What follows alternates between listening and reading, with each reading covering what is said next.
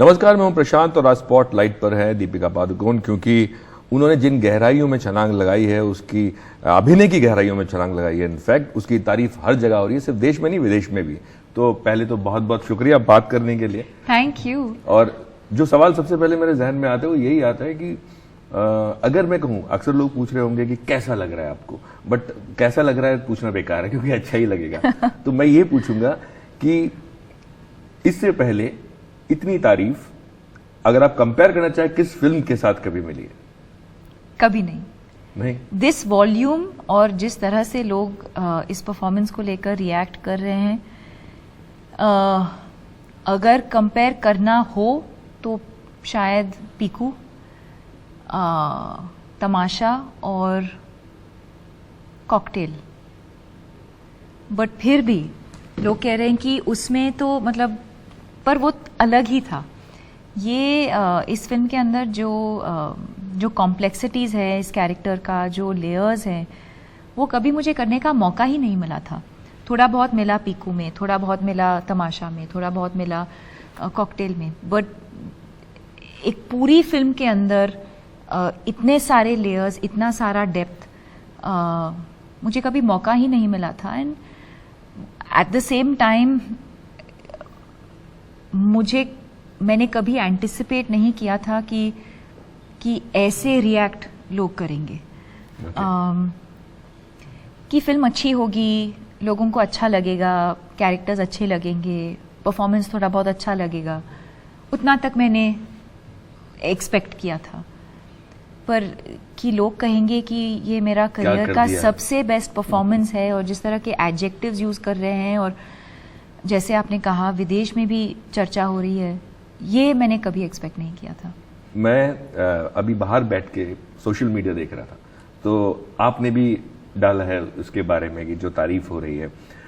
अक्सर ऐसा होता है कि जब भी कोई कलाकार अपनी फिल्म या अपना अभिनय देखता है तो उसके बाद उसको लगता है कहीं ना कहीं कुछ कमी रह गई या कुछ है। मतलब वो पचा नहीं पाता या उसके दिमाग में उतरती नहीं है। जब आप ये खुद लिख रही हैं तो आपको किस स्टेज पे ये पता चला या पता चलता है कि वाकई में मैंने अच्छा अभिनय किया है? एक तो जब यूनैनिमसली जब लोग ऐसे रिएक्ट करते हैं तो कहीं ना कहीं वो it becomes the truth.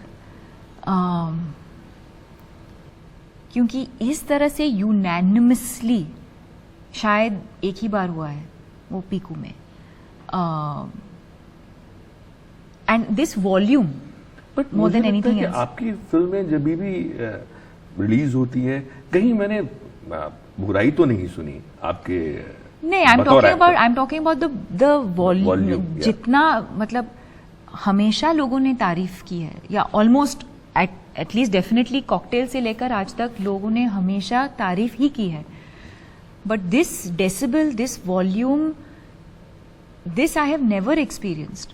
Okay. And this I'm saying after having done films like Piku, after having done films like Cocktail, after having done Ye Jawani Hai Deewani, Chennai Express, Ram Leela, Bajirao Mastani, छपाक।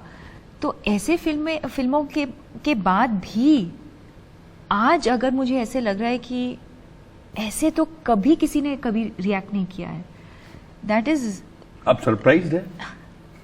थोड़ा बहुत मैं surprise लग रहा है कि क्या हो गया, कैसे हुआ ये? हाँ, ऐसा तो नहीं हुआ कि दोबारा आपने फिल्म देखी कि अच्छा से मैंने क्या किया है? Well, I happen to watch the movie 2-3 बार देखी मैंने फिल्म। और वो वॉल्यूम, जिस वॉल्यूम के बारे में हम बात कर रहे हैं, वो बढ़ने लगा धीरे धीरे धीरे धीरे। और जब मेरे आसपास के लोग जो नॉर्मली बहुत क्रिटिकल होते हैं, जैसे मेरे हस्बैंड फॉर एग्जाम्पल, या मेरी बहन, जब मेरे आसपास के लोग भी कहने लगते हैं कि आपने हमेशा अच्छा ही काम किया है पर इस बार कुछ अलग ही था, या जब लोग ऐसे मैसेजेस भेज रहे हैं कि comparing, and I say it with all humility, Smita Patil ji, या जब परेश रावल जी कॉल करके कहते हैं कि ये परफॉर्मेंस नहीं था, ये एक्टिंग नहीं थी, ये एम्ब्रॉयडरी थी। क्या बात है। या जब शबाना जी और जावेद साहब कॉल करके कहते हैं कि ये तो हमने इंडियन फिल्मों में कभी देखा ही नहीं है, तो तब लगने लगता है कि भाई क्या हो रहा है आज कुछ मैं तो ऊपर- सही किया होगा मैंने। वो गाना तो नहीं चल रहा है आपके दिमाग में, आज मैं ऊपर आसमान नीचे? नहीं आपने एक चीज वो तो में- कभी नहीं। अच्छा, वो सवाल पे आता हूँ, लेकिन उससे पहले आपने रणवीर की बात की कि उन्होंने कहा, मुझे ऐसा लगता है कि हमेशा तारीफ ही करते होंगे या कभी क्रिटिसाइज भी करते हैं? नहीं, ऑफ कोर्स वो क्रिटिसाइज भी करते हैं, हाँ, कहते हैं तो पोलाइटली ही कहते हैं, बहुत ऑब्जेक्टिवली कहते हैं, और मैं कभी बुरा नहीं मानती। मेरा हमेशा ये मानना है कि अगर मेरे क्लोजेस्ट जो लोग हैं अगर वो सच नहीं कह सकते या अगर वो सच कहेंगे और मैं बुरा मान जाऊंगी, तो फिर मतलब फिर ये होगा, आज मैं ऊपर आसमान नीचे और पता नहीं बीच में क्या हो रहा है। बट आई वैल्यू ऐसे लोग जो मेरे आसपास जो हैं, जो सच कह सकते हैं, जो सच कहते हैं। इट कीप्स मी ग्राउंडेड, और मैं चाहती भी हूँ कि I am surrounded by these kind of people. Great. But मैं फिल्म पे आऊंगा, लेकिन जब इस बारे में बात हुई, आप उनको जब क्रिटिसाइज करती हैं तो आप किस तरह से, आप भी करती हैं? जी, मैं भी करती हूँ। और वो किस तरह से लेते हैं? वो भी पॉजिटिवली ही लेते हैं।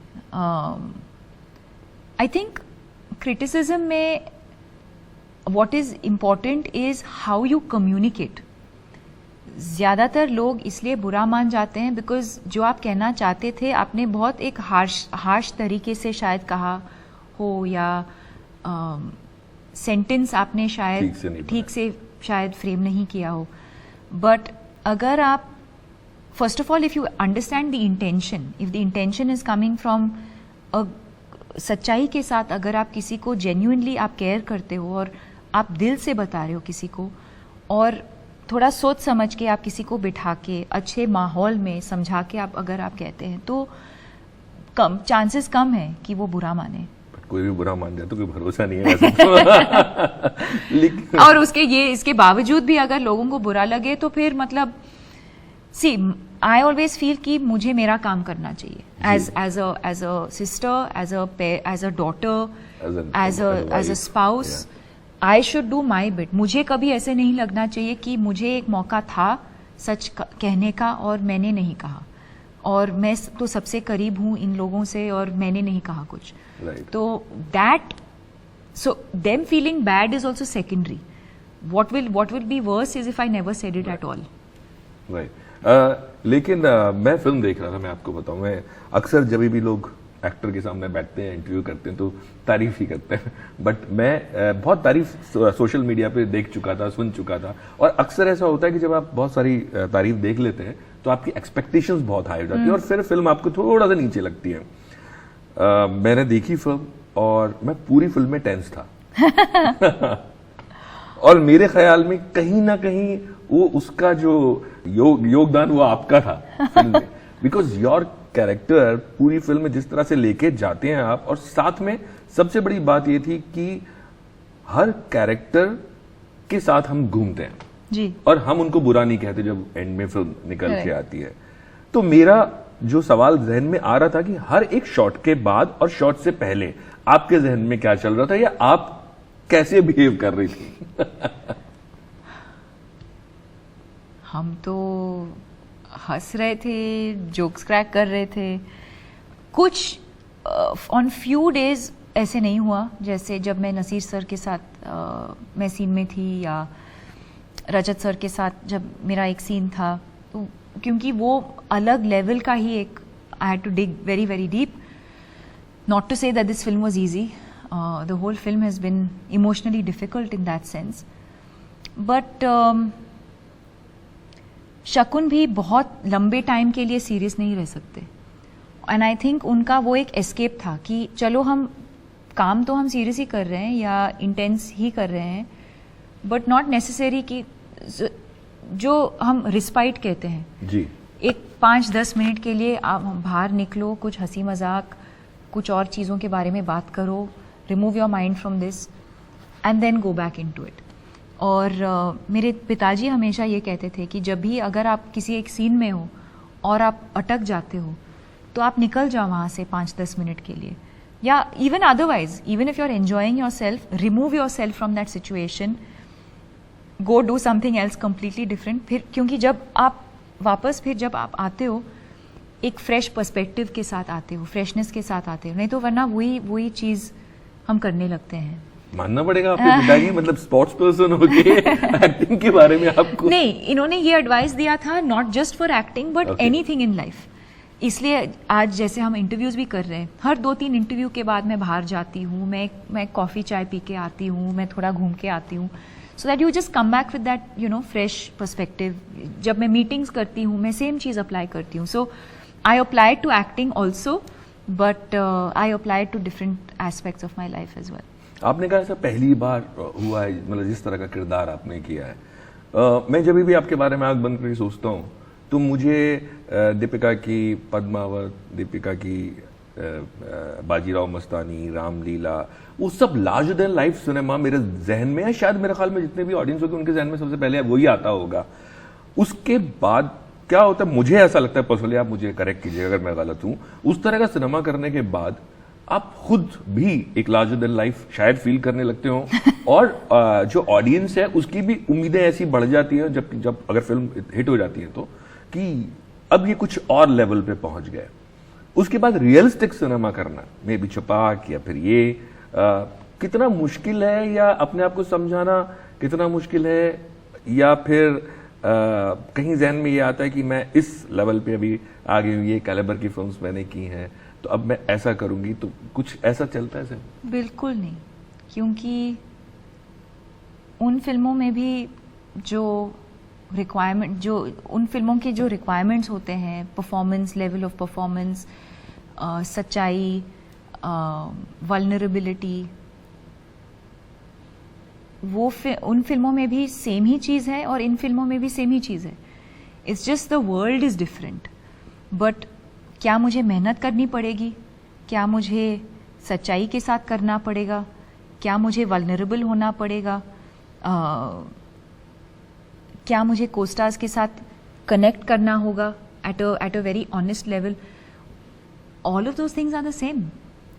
तो ऐसा नहीं है कि हाँ मैं पद्मावत के लिए या रामलीला में मैं कुछ अलग लेके आ रही हूँ। Yes, as a character I am bringing something different, as an actor I'm bringing something different, but as a individual my commitment is the same, चाहे वो एक छपाक हो, चाहे वो पीकू हो, चाहे वो रामलीला हो, चाहे वो चेन्नई एक्सप्रेस हो। जो मेहनत एक एक्टर को करनी पड़ती है, जो कमिटमेंट के साथ करना होता है, कन्विक्शन के साथ जो करना होता है, ये सब चीज़ें सेम ही हैं। जी, बहुत सारे कमेंट्स, कॉम्प्लीमेंट्स सोशल मीडिया पे चल रहे हैं। सो आपके आसपास के जो लोग हैं, किसी ने ऐसा कहा कि भाई मुझे एक मैंने रिलेट किया। कई बार मैंने कल किसी से मैं बात कर रहा था तो हम दोनों के डिफरेंट व्यूज थे, मैंने कहा यार मैंने कंप्लीटली रिलेट किया फिल्म के साथ और आई एंजॉयड द फिल्म, मतलब मुझे अंदर तक मुझे फिल्म लेके गई। ऐसा कोई आपको कॉम्प्लीमेंट या कमेंट जो आपको लगे कि यार ये किस तरह का और कहां से आया, बिल्कुल अलग अतरंगी अगर मैं बोलूं तो? हाँ, wait, what was that thing she said?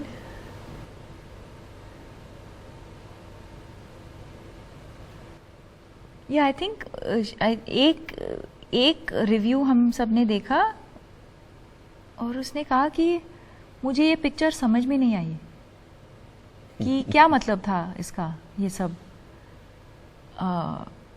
और हाँ, ऐसा ही कुछ अजीब सा एक कुछ रिव्यू था, पर I mean what do you say to that? समझ नहीं आई मतलब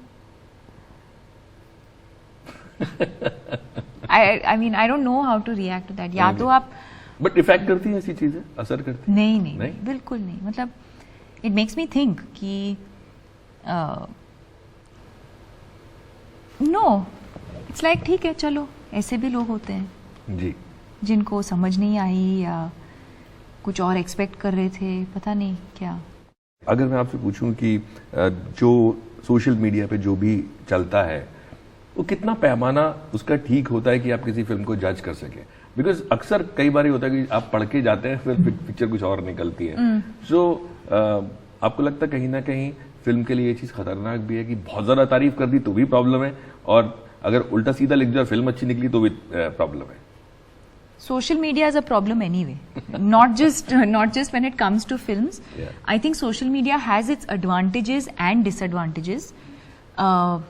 और हम सोशल मीडिया को लेकर हम पर्सनली इसको कैसे यूज़ करते हैं और किस तरह से यूज़ करते हैं वो हमारे ऊपर डिपेंड होता है। So it's a good thing and a bad thing. आज शायद अगर सोशल मीडिया ना होता तो क्या हम इस फिल्म को ऐसे ही प्रमोट करते? क्या हमारी रीच यही होती? Would we have been able to engage with the audience that is the audience of this film without social media, without the digital world? I don't know. So yes, I think it has its advantages and disadvantages, and we have to be our own police, I guess. Right. बहुत सारा अच्छा lineup है आपका, आगे आने वाली film जितनी भी बहुत इंटरेस्टिंग लग रही हैं, और एक दो उसमें लार्जर देन लाइफ कैरेक्टर्स भी हैं। आप यूं तो सभी की तरफ देख रही होंगी, बट कोई एक ऐसी फिल्म होती है जिसको आपको लगता है अरे यार मैं वेट कर रही हूँ इसका? Intern with I mean of course Siddharth Anand के साथ, और एक फिल्म कर रही हूँ पठान जो मेरी नेक्स्ट रिलीज होने वाली है। उसके बाद सिद्धार्थ आनंद के साथ ही ऋतिक के साथ मैं एक फिल्म कर रही हूँ फाइटर। प्रभास के साथ मैं एक फिल्म कर रही हूँ जो नाग अश्विन डायरेक्ट कर रहे हैं। But are you excited about that?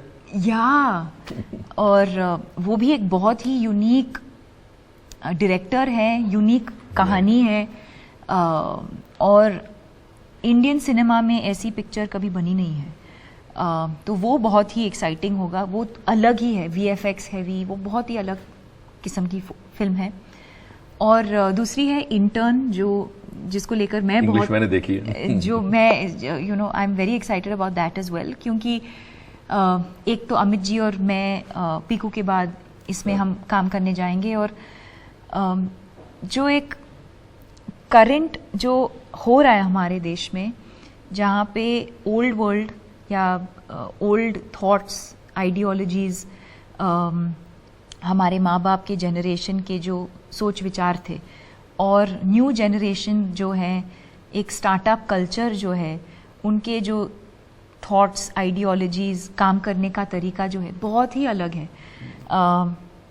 कोई सही नहीं है, कोई गलत भी नहीं है, बस अलग है। जैसे आपकी फिल्म में कि कोई सही नहीं, कोई गलत भी नहीं है। तो how these two worlds meet and how both the generations can learn from each other. This I find very exciting. And English वाली तो आपने देखी होगी, बट इसी कहानी को लेकर इसको अडेप्ट करना to an Indian sensibility so that a lot more people can see it, I think that for me is the most exciting. ठीक है, जाने से पहले छोटे छोटे 2-3 क्वेश्चंस मैं आपसे पूछूंगा। दीपिका को क्या चीज एंग्शियस कर सकती है? झूठ। ओके। आप अपनी फिल्म की तरह क्या आसानी से लोगों को माफ कर सकती हैं? जी। ओके। एक एक्टर जिसको आप जब भी देखती हैं और आपको लगता है कि यार ये कैसे करता होगा, ये एक्टिंग मतलब किस तरह से ये परफॉर्म करता है, मेल या फीमेल?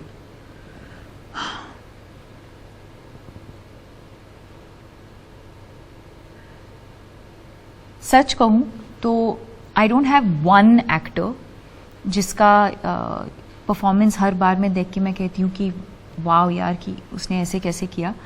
मैं अलग अलग परफॉर्मेंसेस को मैं अप्रिशिएट करती हूँ। तो कभी अगर रणबीर कपूर को देखा मैंने किसी एक फिल्म में, या फिर रणवीर सिंह को देखा किसी एक फिल्म में, या आलिया भट्ट को देखा किसी एक फिल्म में, या अमित जी को देखा किसी फिल्म में, it's individual performances that I get inspired by. Okay. अगर मैं आपसे पूछूं इतने सालों में इस फिल्म तक दीपिका में एज एन एक्टर और एज ए पर्सन क्या बदला? As an actor I think मैं कम इनहिबिटेड होती जा रही हूँ। और जब मैं पहले आई थी I was a very shy person, और वो जो एक शाइनेस था it use to come in the way of my performance. बहुत ही इनहिबिटेड थी मैं। सो आई थिंक वो धीरे धीरे वो खुलने लगा। और पर्सनली आई थिंक एक्सपीरियंसेस के साथ, उतार चढ़ाव के साथ, I understand my self better now. I think I have evolved and I think that's what I have learned. आखिरी चीज, फिल्म में आपका एक डायलॉग है कि आप ये दादी है या बच्चा है. तो आप दादी हैं या बच्चा रियल में? मैं दोनों भी हूँ. दोनों भी हूँ? हाँ, मैं दोनों भी हूँ. और जो लोग मुझे जानते हैं they will vouch for this कि कहीं ना कहीं मेरे अंदर यही डायलॉग है कि कहीं ना कहीं मेरे अंदर एक दादी का सोल छुपा हुआ है जो रात को 9 बजे सोना पसंद करती है और 4 बजे उठना पसंद करती है. आप 4 बजे उठ जाते हैं? 4 नहीं, पर कभी कभी अगर करना हो तो मैं कर सकती हूँ. अक्षय के साथ फिल्म करेंगी तो खुश रहेंगे वो. या but I am a morning person.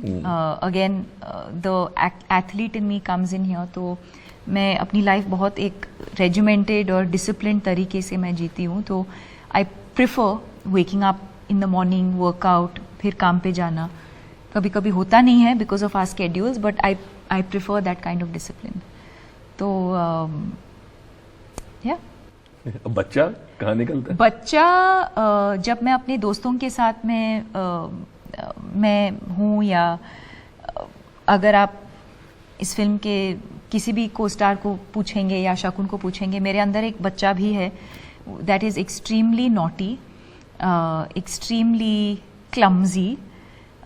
तो Anisha always says, my sister always says, दीदी people only see this proper, poised, dignified side of you if only they had seen this. क्योंकि कभी मैं मिल्कशेक गिराती हूँ, कभी मैं घिर जाती हूँ. So yeah, it's both of these, दादी and baby, बच्चा, are both a part of my personalities. Some things the world gets to see, some things my close ones get to see. हम सब इंतजार कर रहे हैं कि वो बच्चा हम देखें. बहुत बहुत शुक्रिया बात करने के लिए. Thank you. एंड और लोग अभी जितने बोलते हैं देश जुड़े हैं आपकी फिल्म देख के, तारीफें कर रहे हैं और जुड़े हैं उसमें. Thank you. Thank you. Thank you.